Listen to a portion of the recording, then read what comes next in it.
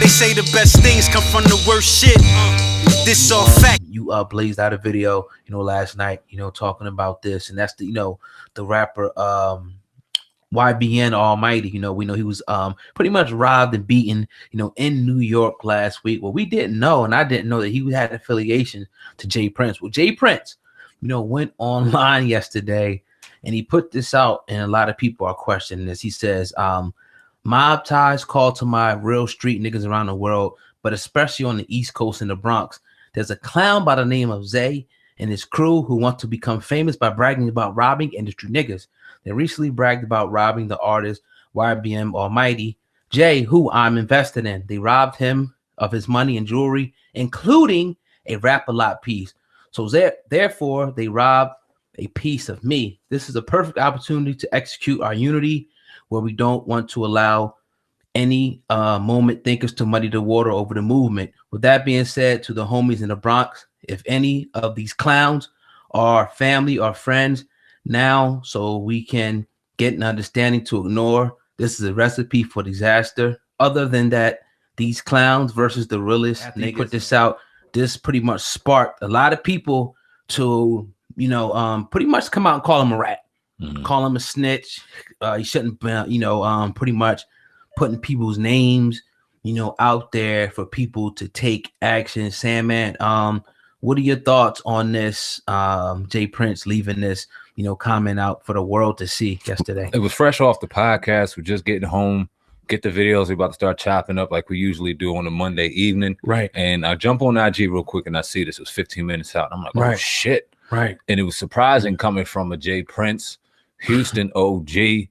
We all know and respect Jay Prince and his resume and just who he is as a man and how he walks and talks around here. We all know his repertoire. Very surprising this wasn't in it. For him to jump on social media of all places and address a man, or address a kid, by name, albeit somebody that was out there doing some dumb, wild shit. And yeah, he took a chain that may have belonged to you, and you know how you handle situations typically like that. Jumping on the internet isn't usually one of them. So when I dropped the video, it was surprising to me, but I just wanted to drop the context of what happened as opposed to giving my commentary, because I couldn't wait to get here and really break it down and bust it up. But it was real odd to me how he did that over social media. And it's just a mixed response on viral in regards to people calling him a rat and people in support. A lot of people are in support of Jay Prince. That could just be because they're fans and they're not really digging into it, but very odd move. I also saw on my Instagram, oh God, I want to bring this up to you, see what you think about this. Peter Guns, he had this to say because he was very upset. Jay Prince, I wonder how you'd feel if I tagged your son in a post like that. My number is in your DM. What you think about that? Yeah, and that's been the main criticism from other people, not just him. I've been seeing, they've been saying like, damn, just, hit me up, because now you're putting it out there, and not only are you violating code, but you're tagging other people in that, and you're bringing them, in that, and make it seem like they down with that. And that's not the way to do it. Hit people. And we were talking about what's wrong with calling somebody or inboxing them and saying, look, man, let's get this resolved behind the scenes. We'll keep it quiet out of the media. Once you go into the media and you start giving out names, then you open up the door for people, to call you all types of stuff, you know what I mean? And justified, I think. I mean, anybody who, is talking about, like that real street stuff, know that this is like one of the no-no. Real talk. Oh, God. Well, let me paint a scenario for you, man, and answer my question, if you don't mind. Could this be a situation where Jay Prince was like, all right, this is the day and age. This is how people communicate. This is how, even though I may run by a different code, this is how I know it's going to be directly getting in contact with the people who need to get in contact with in order for this to be resolved. Could you find that being a situation? Because it's very uncharacteristic and weird that he went this route. So he pretty much is giving them up to the police. I mean, any way you look at it, when you look at the police, you know that they're online. They're looking, they're scouring. It was just a rapper in New York, Brooklyn, who got arrested for his Instagram. I forget his name right off the top, but I'll grab it by the end of the program.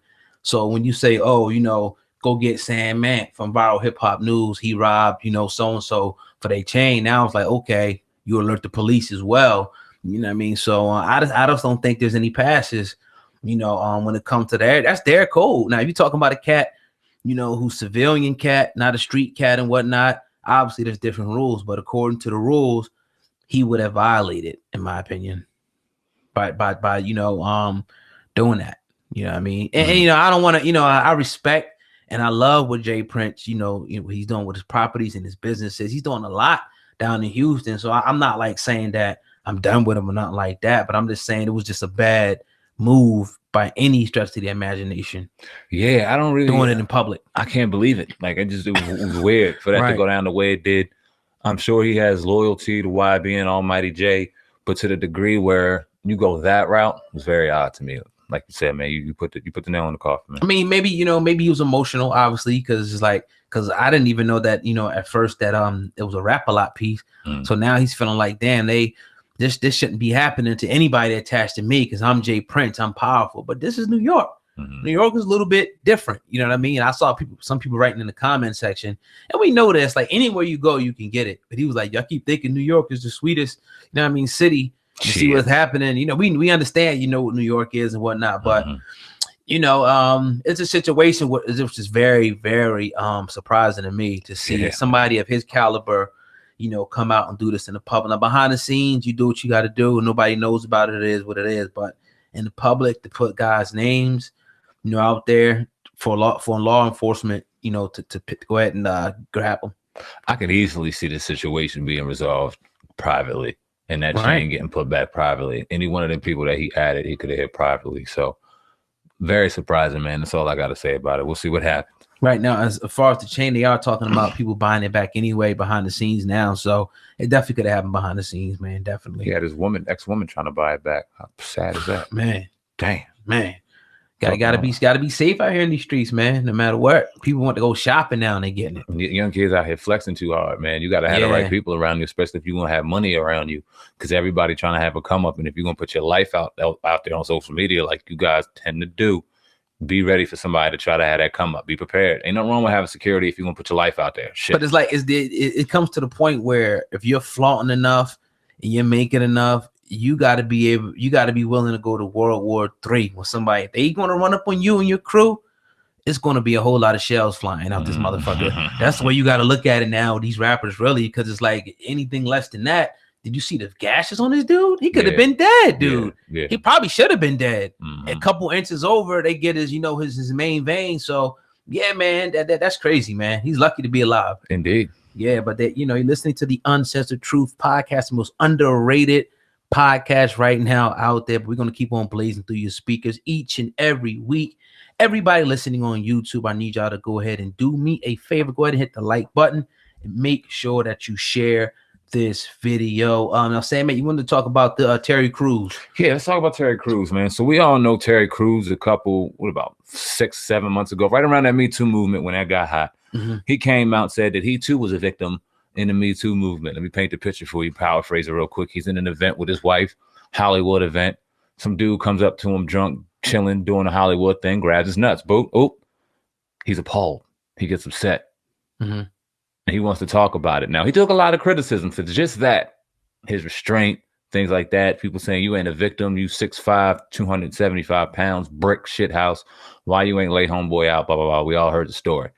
Said he was a victim, played the Me Too movement, said, you know, we all know the story. Said with black males in particular were people he was most disappointed in because of he was surprised about how they reacted. He thought that they would be a little more on his side. Took a lot of criticism for that. So he had a response to black men in particular. And this is what he said: I mistakenly drew attention to the worst examples and should have remained focused on the best of who we are.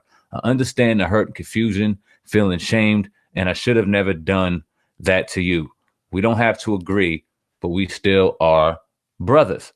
Accountability is a value I hold closest in my heart, but this is hard work, and holding yourself accountable is the toughest work of all. I will continue to learn and grow, and as we are in a new age of media, a lot of these lessons will be learned publicly. Love and respect. Lastly, he said this: I'd like to apologize to the black men that were hurt by my comments regarding a lack of support regarding my sexual assault.